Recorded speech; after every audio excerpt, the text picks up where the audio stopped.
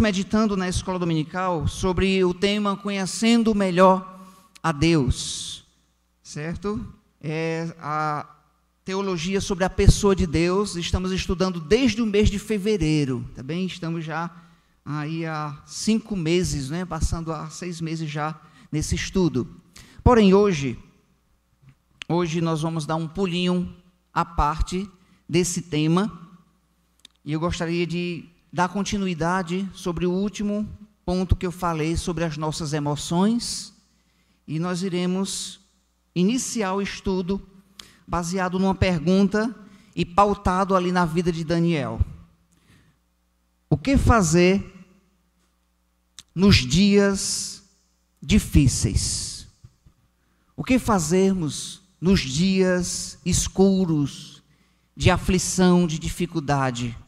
Qual deve ser a nossa postura quando nos bater à porta uma notícia ruim sobre a nossa saúde, sobre as nossas finanças, sobre alguma intriga, uma aflição específica? Como devemos agir nos dias difíceis? Eu inicio introduzindo com as palavras do pregador em Eclesiastes 3, dizendo o seguinte, destacando alguns termos que tem ali. O sábio disse o seguinte, que há tempo determinado para tudo, tempo de nascer e tempo de morrer, tempo de plantar, tempo de colher o que se plantou. Ele continua dizendo que há tempo de chorar e tempo de sorrir. Há tempo de prantear, tempo de saltar de alegria. Tempo de buscar e tempo de perder. Tempo de ajuntar pedras, tempo de espalhar pedras. E tempo de guerra e tempo de paz. Essas são algumas expressões extraídas lá de Eclesiastes capítulo 3, que nos leva a lembrar que tudo tem o seu tempo determinado. Há dias que estamos sorrindo, comemorando em algum banquete, em família, entre irmãos, em comunhão. Dias bons, não é? Mas também tem dias amargos, tem dias difíceis, dias de aflição, dias que queremos ver uns aos outros, mas tem dias que não queremos ver ninguém. Tem dias que estamos como Elias, da caverna para dentro, não queremos ver ninguém, nem o marido, às vezes nem a esposa. Então haverá esses dias escuros também na vida do cristão. E a grande pergunta é, o que fazermos nesses dias? O que fazer nesses dias difíceis? Quais devem ser as nossas atitudes no dia das aflições? Então, no estudo de hoje, nós veremos algumas atitudes que nós devemos ter diante desses dias difíceis. Vamos pautar, principalmente no livro de Daniel, no capítulo 6. Vamos lá? Livro de Daniel. É claro, eu não vou descrever a história toda, nós vamos dar ênfase em alguns versículos específicos. Daniel 6, versículo 10. Abra sua Bíblia, por favor, comigo, no livro de Daniel. Daniel, capítulo 6.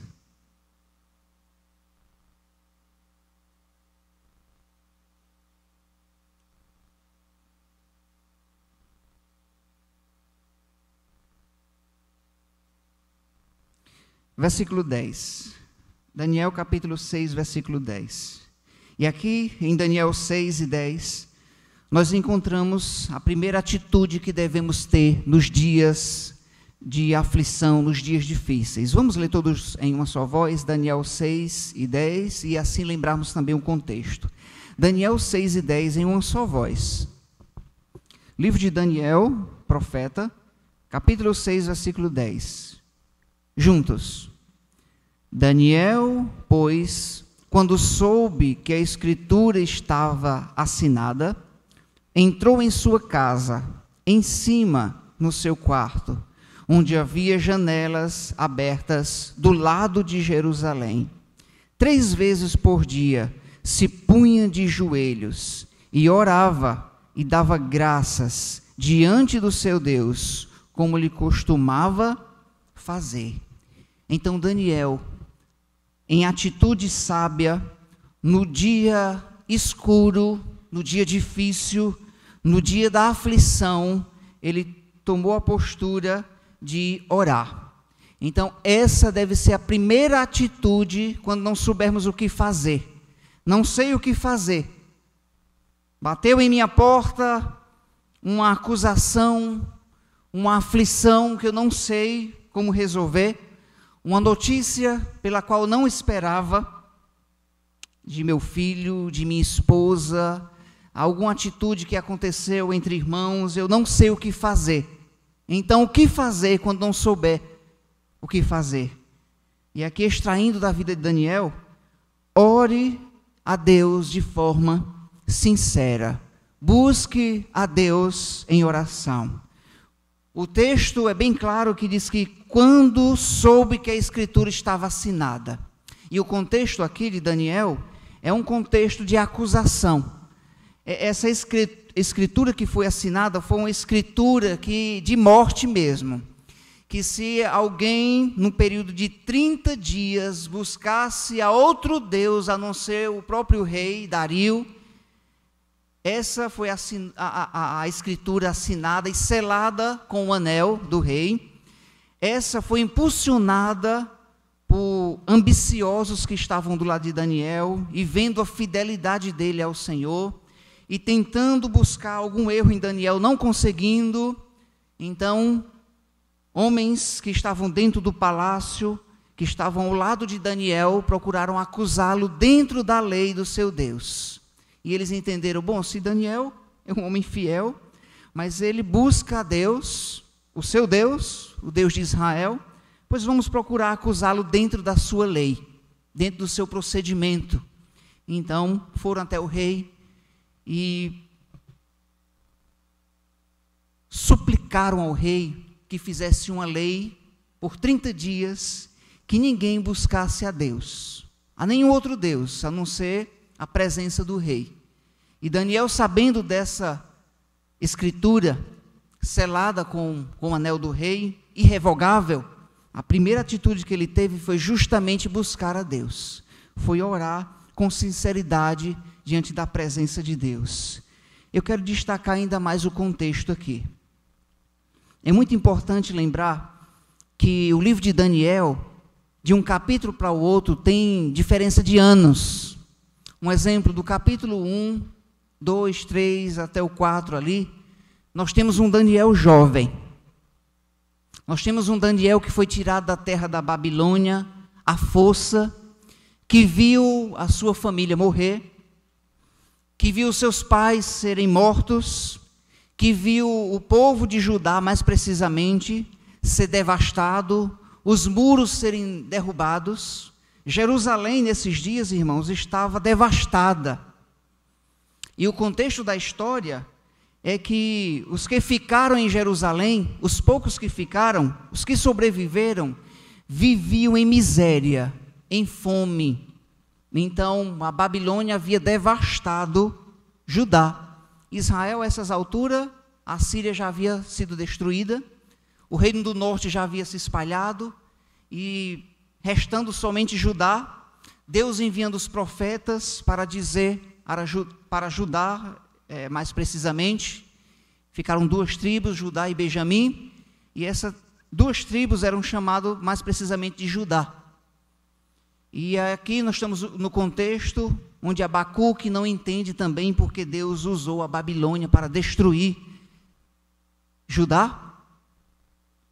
E nesse contexto Daniel foi levado porque ele era inteligente, jovem e bonito. Não somente ele, mas também os seus amigos e muitos outros jovens foram levados para dentro do palácio, para servir dentro do palácio da Babilônia. Certo professor de arqueologia, ele disse o seguinte, que no início, ir para a Babilônia foi muito ruim, Mas aos poucos, os judeus que foram se acostumando, foram criando famílias, foram vivendo até de forma boa e tendo até uma vida lá dentro da Babilônia. É tanto, lá no livro de Esdras e Neemias, quando descreve o retorno do povo, alguns não voltaram, alguns ficaram lá mesmo, né? Lá mesmo na Babilônia. Mas o contexto aqui de Daniel é de aflição, é um contexto de morte.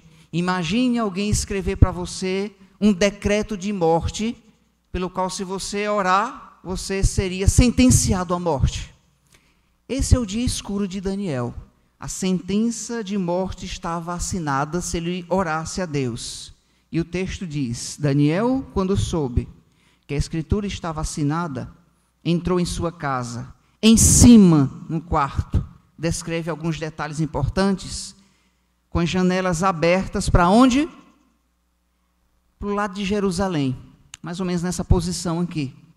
Com as janelas abertas, ele orava a Deus, lembrando do templo, certamente, lembrando dos dias de alegria.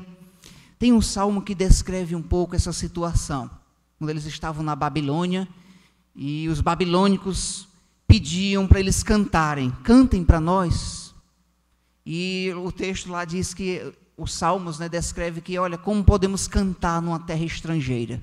Como é que nós podemos adorar a Deus se nós perdemos o que nós tínhamos de melhor? E Daniel, com as janelas abertas para o lado de Jerusalém, se punha de joelhos e fazia o quê? Orava. Sabe, igreja, irmãos, nós esquecemos de orar no dia da aflição. Nós somos velozes em buscar os recursos dessa terra, primeiro. Em pensar em recursos humanos para resolver a nossa causa. Somos ligeiros aqui, fugindo das aflições de maneira errada. A maneira correta é buscar a presença de Deus em oração. É buscar o socorro lá do alto. Daniel foi imediatamente, quando soube que estava assinado esse decreto e selado, uma lei que não poderia voltar atrás, pois o que eu vou fazer é buscar no meu Deus, que é o meu refúgio. Se punha de joelhos.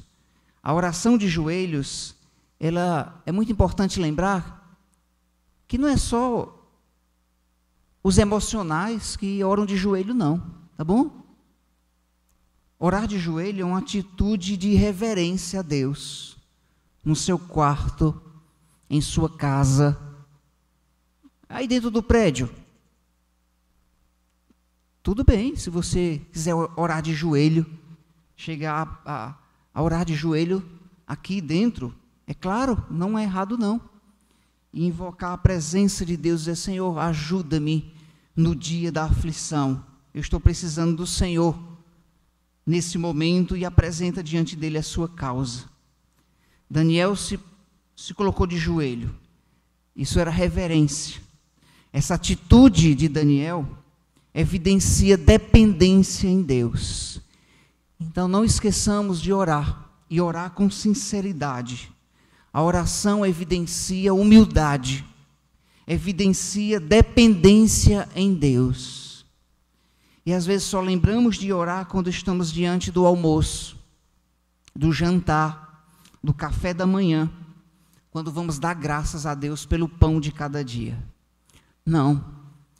Olhe que o texto diz que ele foi orar como era de costume. Já era de costume. O que Daniel fez não era algo estranho. Não estava falando com uma pessoa estranha. Não era uma atitude nova na vida de Daniel. Era algo de costume. Então, ir à presença de Deus em oração é muito importante.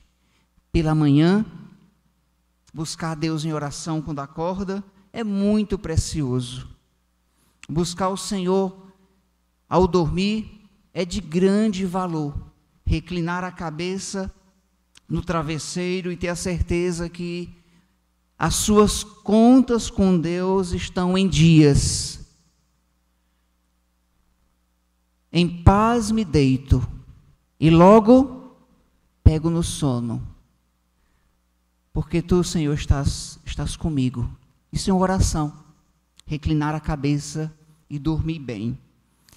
Mas parece que nos últimos tempos, dormir não tem sido um privilégio para muitos, não. Tem sido difícil deitar a cabeça no travesseiro e dormir em paz, porque parece que as aflições têm nos afligido de uma forma que até o sono tem fugido.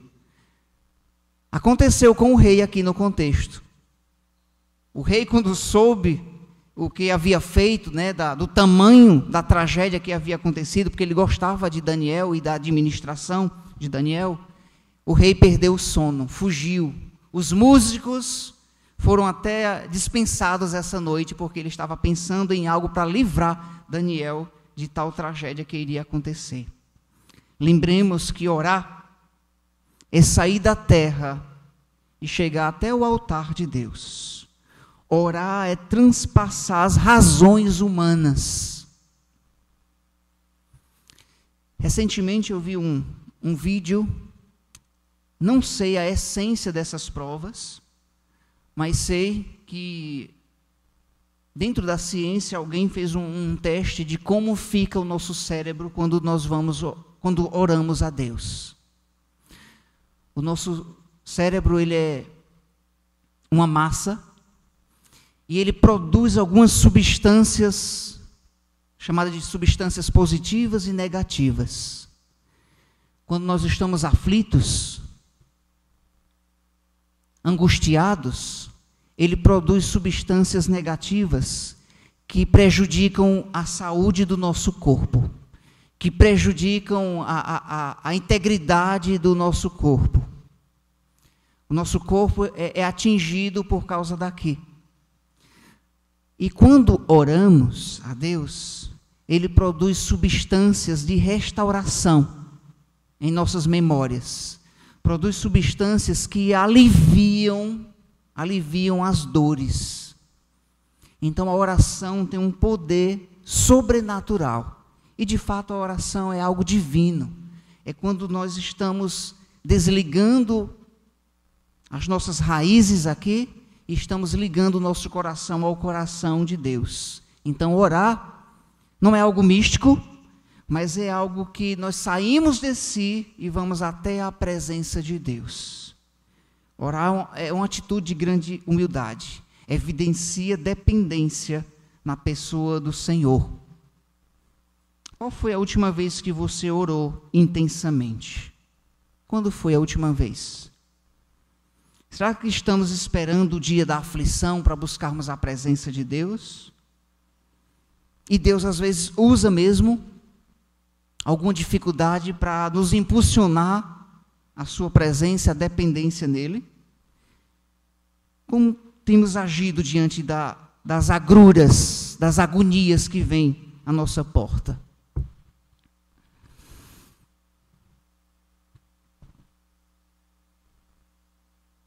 Esses dias eu estava orando a Deus e lembrando de um dia específico.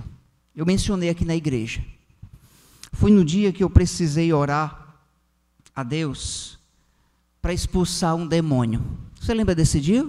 Aquela jovem? Levante sua mão se você lembra desse dia que eu mencionei aqui. Eu mencionei aqui na igreja, aquele dia. Pensa numa aflição que eu passei.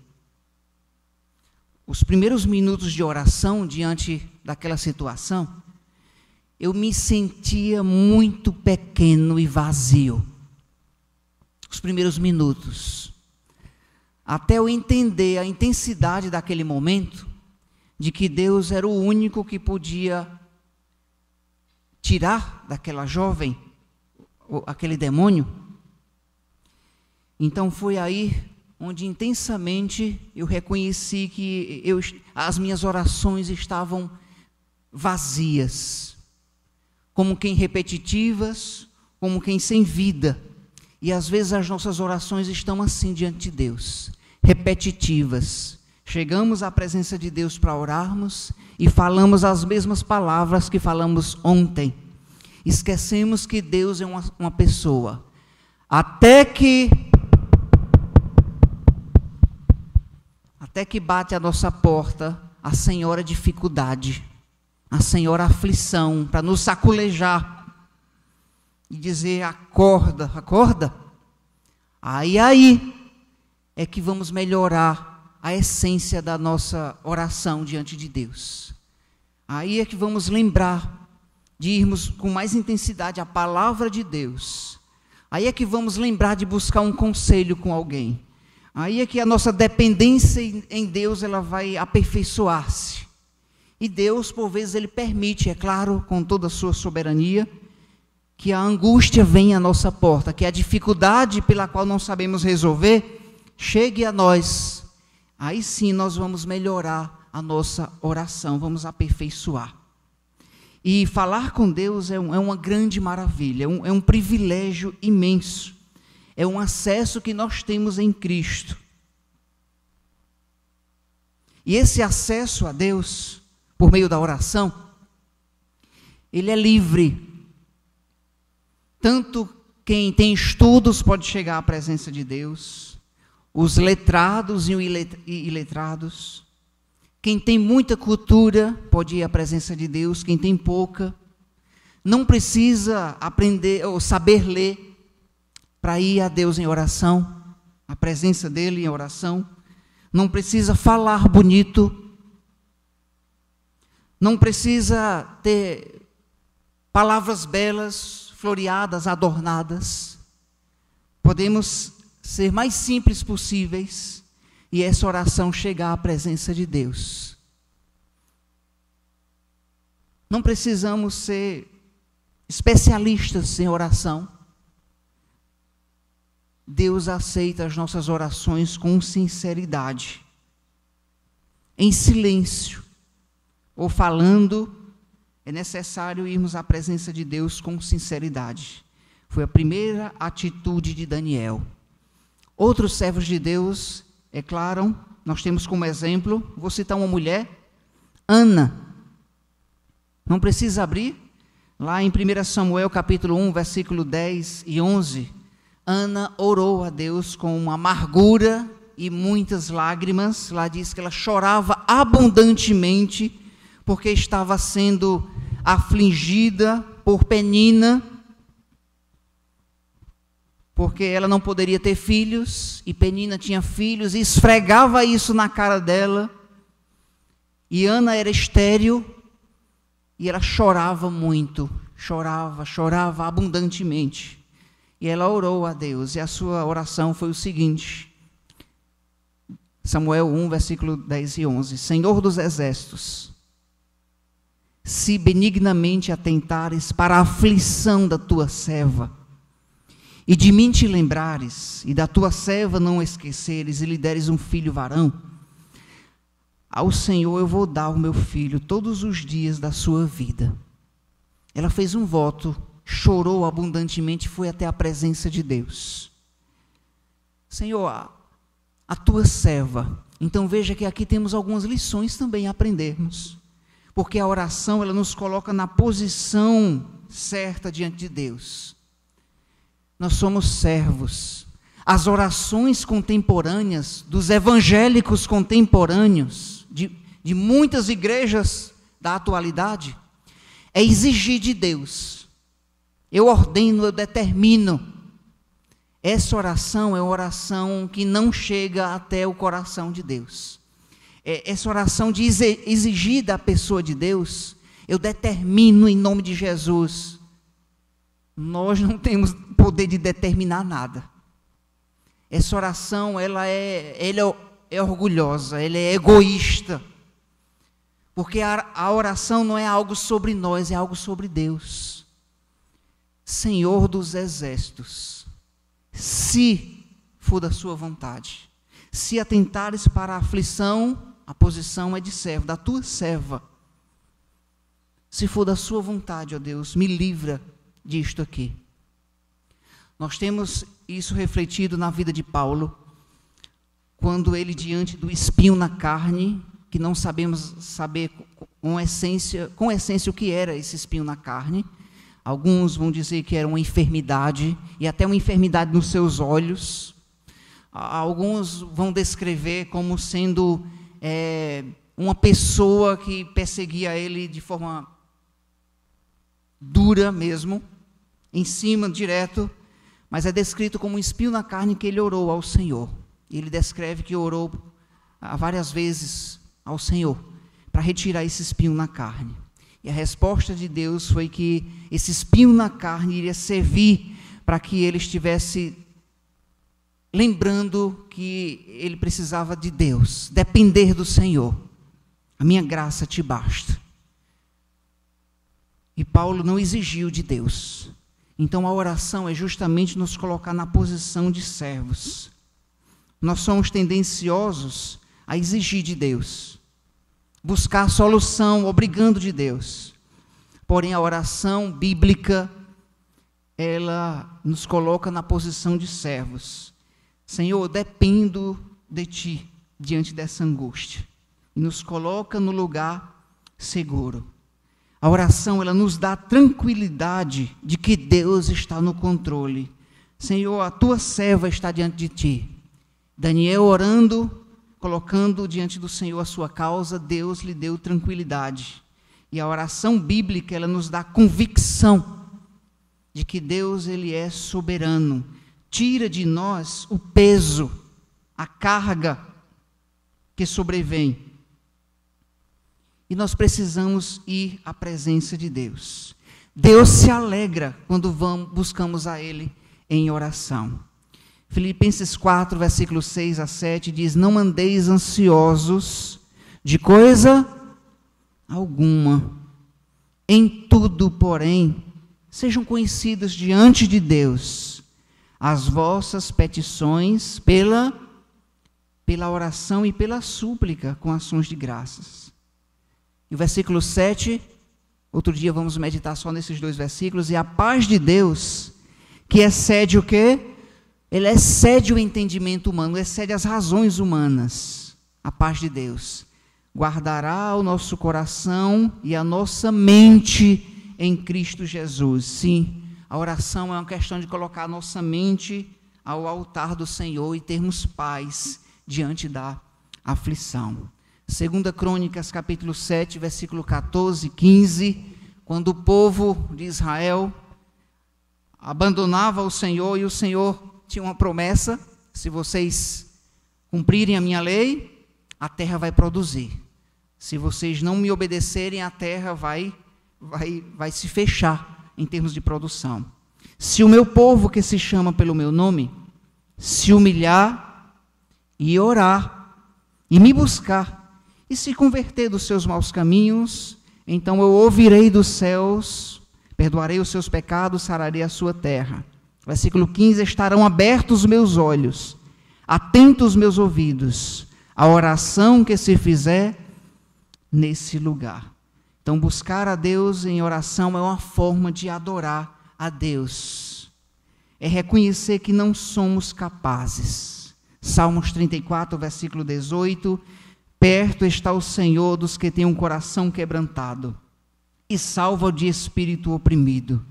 Devemos ter cuidado para que as nossas orações não venham se tornar orações vazias, repetitivas ou orações sem sentidos. Conta-se a história de um pastor que foi chamado para orar por um homem enfermo. Um senhor de idade que estava enfrentando uma aflição, uma dificuldade de doença terminal. Não tinha cura. E o pastor foi chamado para orar por ele. A filha do senhor, José, disse: pastor, vai até a minha casa orar por meu pai. Ele foi despachado, a expressão é essa, né? Foi despachado pelos médicos. E a jovem cristã até entendia que seu pai estava buscando a Deus nesse momento. E lá chegando o pastor, ele viu ao lado daquela cama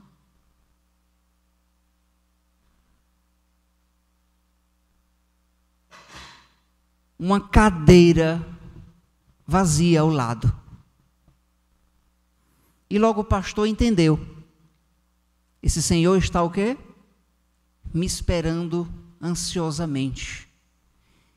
E lá, entrando no quarto, pediu a permissão. Senhor José, eu posso entrar? Sim, pode entrar. E ele foi logo sentando, dizendo, olha, obrigado pela sua disposição. E o senhor José disse, não, essa cadeira não era para o senhor, não. E o pastor perguntou a ele, né, a razão da cadeira, se não era ele que ia sentar. E o senhorzinho disse, o senhor pode sentar-se na cadeira, mas a razão dessa cadeira estar aqui é porque eu não sei orar direito. E outro visitante que chegou até aqui, cristão, me ensinou a orar. E eu não sabia. Ele disse, olha, senhor José, quando o senhor tem dificuldade para orar, Deus é uma pessoa. Você pode colocar uma cadeira ao seu lado só para simbolizar que tem alguém sentado. E aí esse senhorzinho, no seu estado terminal, ele criou esse costume de orar com essa cadeira. Não era uma coisa mística, não. Era algo que era um treinamento para ele, como se tivesse alguém ali, ele buscar a Deus nesses seus dias, últimos dias de vida. E o pastor achou aquilo muito interessante, de alguém buscar a Deus, de fato, ele é uma pessoa. Devemos falar com ele como sendo alguém mesmo que está nos ouvindo e correspondendo a nós. E o pastor orou, sentou, orou juntamente com ele, apresentando a vida dele diante do Senhor, apresentando também o Evangelho, e encerrando a visita, foi para casa. E dias depois, a jovem ligou, dizendo, pastor, o papai faleceu. Foi, o papai faleceu. Aí ela disse o seguinte, mas tem uma coisa que me deixou muito curiosa. E disse, o que foi? Foi porque ao lado do papai ele sempre colocava uma cadeira. E essa noite, quando ele morreu, o corpo dele estava na cama e a cabeça dele estava na cadeira. Ligeiramente o pastor entendeu que ele morreu orando como quem colocou a cabeça no colo daquele a quem orava. Pensou que história interessante? Isso nos traz um pouco de vergonha também, um sentimento de emoção, mas ao mesmo tempo um pouco de vergonha para nós. Que às vezes nós oramos, vamos a Deus, mas de uma forma egoísta, querendo alguma coisa de Deus, querendo usurpar de Deus alguma bênção, ou querendo só resolver alguma solução. Nós devemos buscar a Deus, como diz Daniel, de costume, como algo que já é comum na vida cristã. A oração ela é algo que está intrínseca à vida cristã. É o que faz parte, é parte integral do cristão. Mas às vezes nós fazemos como algo opcional. Como algo que agora eu vou fazer isso porque eu estou passando por isso. Não é porque eu quero comprar um devido terreno. Não, eu quero vender um devido propriedade. Não, eu quero comprar um carro, agora eu vou buscar a Deus mais em oração. Não, eu quero que meu filho conquiste tal coisa e eu vou orar mais intensamente por ele. As nossas orações não devem ser egoístas, como um filho, quando quer alguma coisa, se aproxima do seu pai. Quem aqui tem filho pequeno, ou já teve, né, o seu filho pequeno, quando ele quer alguma coisa, ele faz o quê? Ele vai se esfregando na gente como um gato.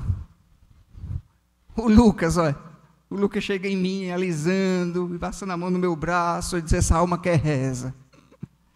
E o Lucas vem se chegando, e aí eu estou fazendo alguma atividade, né, às vezes eu estou ali no escritório, estudando, né?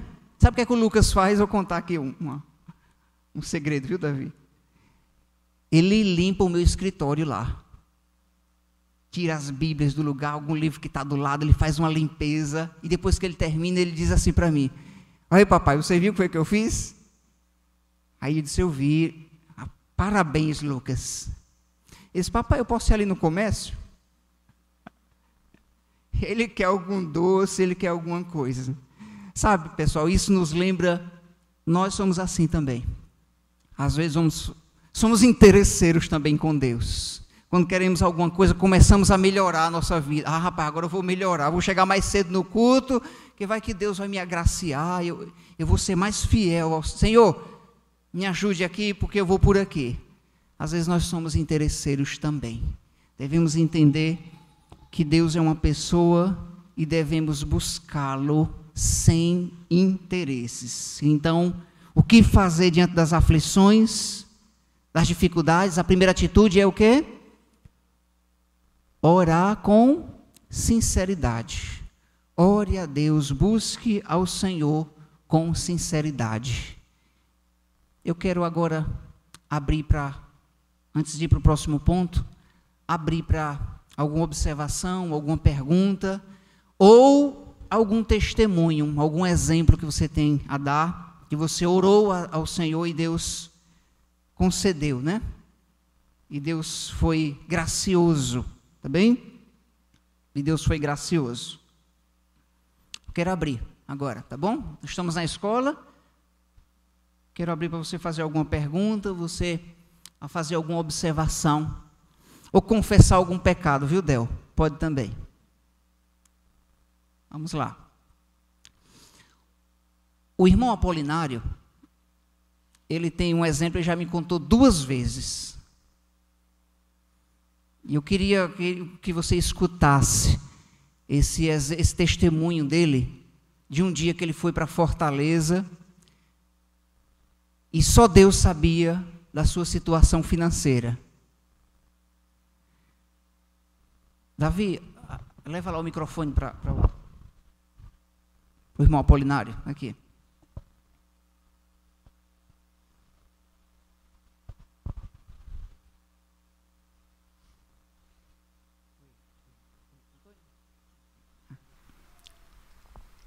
Oi, muito bem, eu achei bem interessante esse testemunho, porque quando nós passamos alguma dificuldade, a primeira coisa é o quê? Correr atrás para resolver. Eu achei interessante que ninguém sabia, ele só buscou a Deus, e Deus atendeu, né? Atendeu. Vai lá, irmão Apolinário, por favor. Eu não estou lembrado que aconteceu várias coisas. Foi da passagem, Apolinário. O complemento da passagem que Deus... Sim. Eu estava fazendo para trabalhar na CAGES, então precisava de um treinamento, Sobral, e era R$7 a passagem do ônibus do Redenção para até Sobral. E a doutora Joana, que era na época, era uma doutora que ela dava o curso com a gente, ela ligou para mim e disse: Apolinário, amanhã 7 horas para você estar aqui para o treinamento. E eu só tinha R$5. E já era 10 horas da noite, eu digo: quando é que eu vou arrumar R$2 uma hora dessa? E eu pedi a Deus e entrei no ônibus só com R$5, mas eu sabia que era 7. Aí eu pensei que eu ia ver alguém conhecido dentro do ônibus, eu pedi os R$2, peguei na mão de Deus e saí. E o ônibus, o cobrador cobrava, e de um e de outro e tudo. Aí quando chegou no marco, ele disse: eu vou cobrar sua passagem só daqui para Sobral, você vai pagar só 5. Então eu agradeci a Deus, que como é que ele sabia que eu só tinha 5? Só que depois ele botou para mim outra opção. Se o fiscal entrar, você diz que entrou aqui. Eu digo: agora pronto, que eu não vou mentir. Aí fui orando a Deus para o fiscal não entrar, porque eu não ia dizer que tinha entrado no marco, eu entrei por aqui. E graças a Deus que deu certo. Obrigado, irmão Apolinário. Então, é uma coisa tão simples, né? É uma coisa simples, era muito pouco. Mas ele buscou a Deus ali: Senhor, me ajude. E sem comunicar ao cobrador, Deus resolveu a causa ali instantânea, né?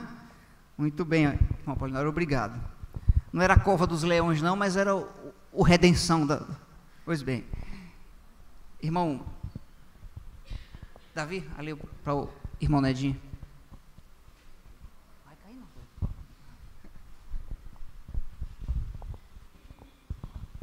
Bom dia a todos. Pastor, eu tenho um milagre que aconteceu. Às vezes um milagre a gente espera uma coisa assim grandiosa, né? Mas às vezes é uma coisa tão simples, mas para nós humanos é impossível. Quando eu cheguei em Jijoca, eu comecei a trabalhar e eu comecei a levar o Davi, o filho do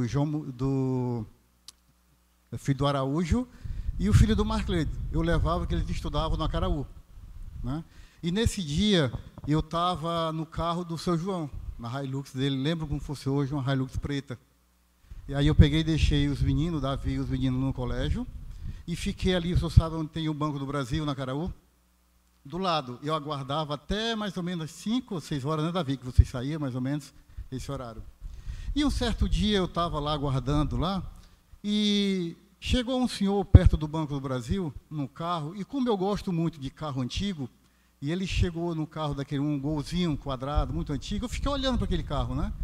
E de repente ele saiu e entrou no Banco do Brasil.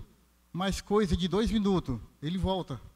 Daí ele tenta sair no carro e não consegue. Tenta sair e não consegue. E aquilo, de certa forma, me incomodou, né? Eu falei, vou ver o que está acontecendo. Daí eu saí do carro e fui até ele. Ele falou, olha, eu não estou conseguindo sair no carro. Eu falei, eu posso tentar? Ele falou, pode. Daí eu entrei no carro dele, eu também não consegui. Aí eu falei para ele, não, tu entra no carro que eu vou empurrar. Daí tu consegue. Daí foi feito isso, ele entrou, eu empurrei o carro, ele foi embora. O que acontece? Quando eu voltei para o carro, que eu passei a mão no bolso, eu não achei a chave da Hilux do seu João Muniz. Aí eu lembrei, quando eu entrei no carro, eu deixei no banco do passageiro do carro que eu entrei. E naquele momento eu falei, não tem mais o que fazer.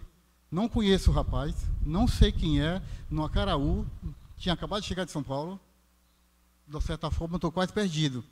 Daí eu lembro como fosse hoje, eu coloquei meu antebraço em cima do retrovisor do carro e falei essas palavras, Senhor, eu não posso fazer nada, mas Tu pode fazer.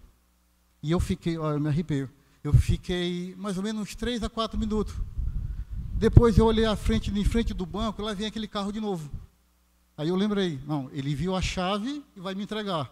Mas não, ele veio e passou direto, e eu saí correndo atrás. Daí ele parou. E eu falei, ó, minha chave está aí. Ele falou, não, não está. Eu falei, tá. Aí a chave tinha entrado entre o banco, naquela flechinha. Aí ele pegou a chave e me deu. Quando eu estava saindo, ele falou, rapaz, tu tem muita sorte. Eu falei, por quê? Não sou do Acaraú, moro muito longe daqui, e se tu me perguntar o que eu fiz, o que aconteceu para me dar a volta e passar aqui de novo, eu não sei te responder. Eu só sei que aqui era o meu caminho para ir embora. Mas eu não sei por que eu fiz a quadra todinha para passar aqui de novo. Aí eu falei para ele, tu não sabe, mas eu sei por que tu fez isso. E isso durou muitos anos. E há pouco tempo eu contei para o Davi, para o pai dele, ficou comigo guardado, porque foi uma coisa, para mim, uma coisa impressionante, aquilo que aconteceu, do que ele falou, porque aquilo era caminho dele para ir para casa. E ele falar para mim que não sabe por que ele deu a volta no quarteirão para passar ali de novo, foi uma coisa impressionante. Eu agradeço a Deus por tudo.